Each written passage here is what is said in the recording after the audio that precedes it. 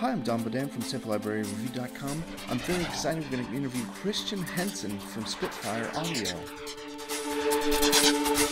He took a moment out of his busy presentation schedule to tell us a little bit about the inspiration, challenges, and the latest release from SpitfireAudio.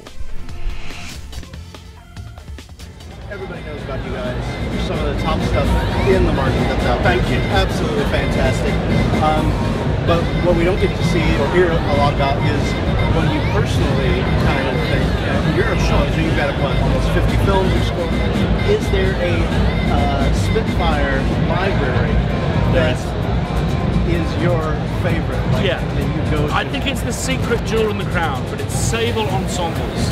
Okay. It's just, you know, composers pretend to write every individual line, contrapuntally and all that, but we're up against the clock. It's all about two hands.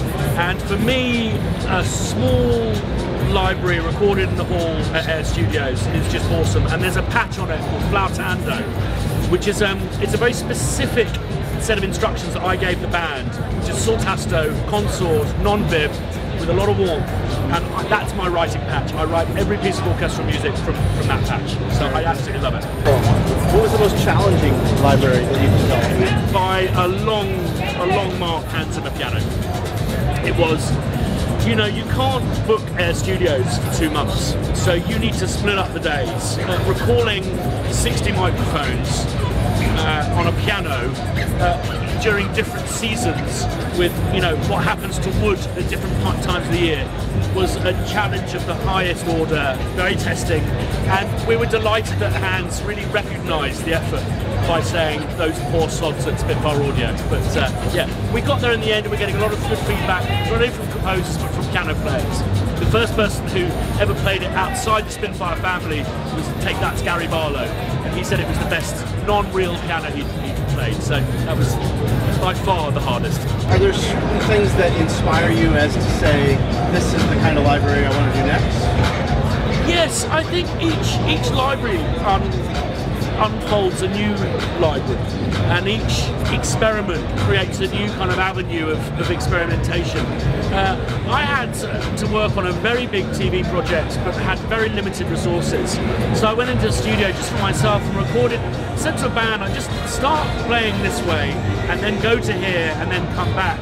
And then from that was like, okay, these are interesting scary strings. I wonder if we arranged that on a grid and then kind of entered a kind of a random element to it. So all of these kind of ideas breed other ideas.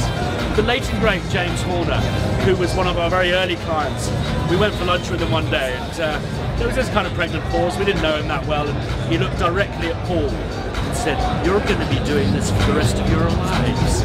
And we thought that he wasn't telling the truth, but I think he's probably right. Yeah. As a very seasoned scorer, composer yourself, are there any other developers' tools that you use regularly? Sound dust.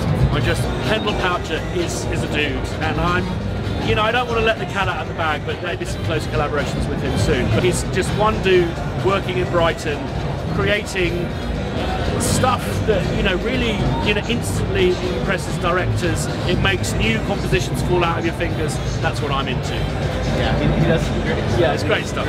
He's mental. Yeah, yeah, and he's very prolific. It seems like every time I turn around, there's something new. Absolutely.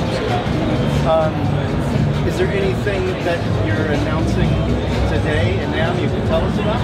Well, yes, today we've released our second collaboration with the fantastic BAFTA-winning composer Olafur Arnalds, and it's a composer toolkit.